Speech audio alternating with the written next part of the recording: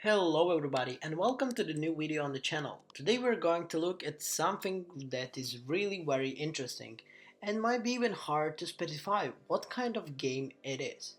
I'm talking about the game Neon White, and before we're going to dive deep into the world of this crazy game that is released on PC and Nintendo Switch, I would like to ask you to check if you're subscribed to our channel, have a look if you already clicked like on the video. You can always take it away if you're not gonna enjoy the video, but most of the time it says that 50% of the viewers forget to click it in the end.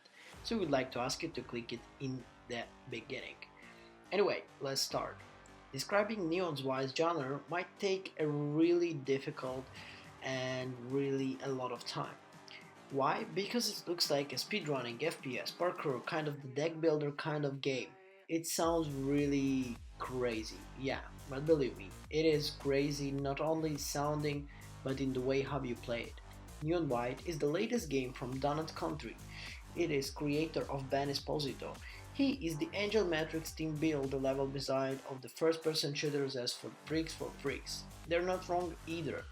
Despite some rough narrative moments and occasional hiccups, Neon White is a blazing fast shooter with the style, precision and a lot of dead demons. Nailing several of these moves in a row that will complete the most of the levels and late sequences look like a nearly incompetent blur of guns and special abilities, but each individual action is relatively simple.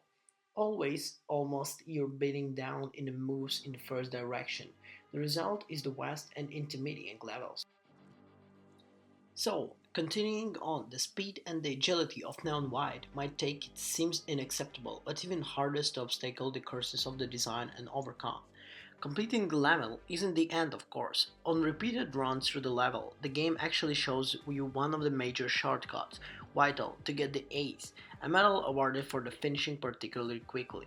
The shortcut is really just the beginning in a tiny optimization in ammo usage and parkour pathing. You can take even higher than ace rank, and just as motivated as in the game medals as overboards for your friends and whatever. Neon White lost to taunt you with the friends' best times. More than once, I thought I had done the level as quickly as anyone possibly could do it, but then I'm seeing my buddy finished it like 2 seconds before, and this is actually where the fun begins. If you love the speedrunner games, then this is something for you. It's the guns where the Neon White shines the most, to be honest. You pick up a firearms via cards that is thrown inside of the level, each having two functions. The first one is simply shooting, the second however is discard option, which guarantees the wide as the brief platforming advantage. Discarding pistols gives the double jump, shotguns blast you in the direction you're facing, fire rifles are directly forward.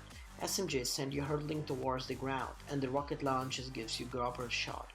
It's actually a very interesting how can you combine all these weapons and kind of like a deck level card design game. Levels demand the mastery of all these options. You must run, shoot, jump and use the discard at the precisely right moment to reach your destination, while also killing the demons in the level. I love trying to retelling the levels over and over until I finally combine the moves and correct. And then I loved even more trying to whistle my time to the down the A score. My heart was often firmly locked in my throat as I crossed the finish line, and few things I feel better than betting my literal times of the second. Nailing several of the moves in the row really very necessary to complete the moves, and each individual action relatively and almost always boiling the move in the direction.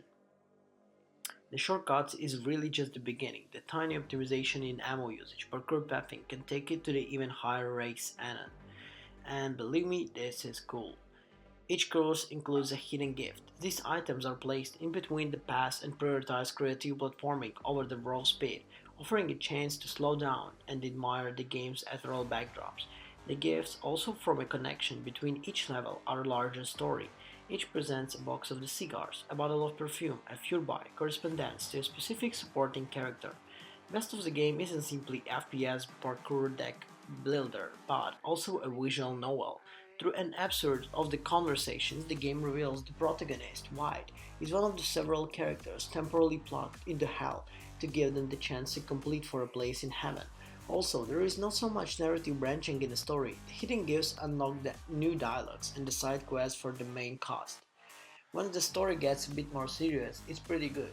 Neon White quickly goes from demon slaying gags to questions, one that's carry over into the afterlife. If you got some good Kobe vibes, which can make satisfied with Steve Blum in the role of the Neon White all the most appreciated. Really, the whole voice cast does a really good job across the board, but I didn't feel like the narrative was extremely where Neon White falters a bit. If you're not eager to complete Neon White, it's still fairly finishable without acing every run. There are a few metal hurts to clear, how you do it, and if you do it in any case. So, to rate the game Neon White, which we reviewed on PC, I would say it deserves a great 9 out of 10. It's almost a 10. Why there is no 10? Because my friends keep on constantly beating my score.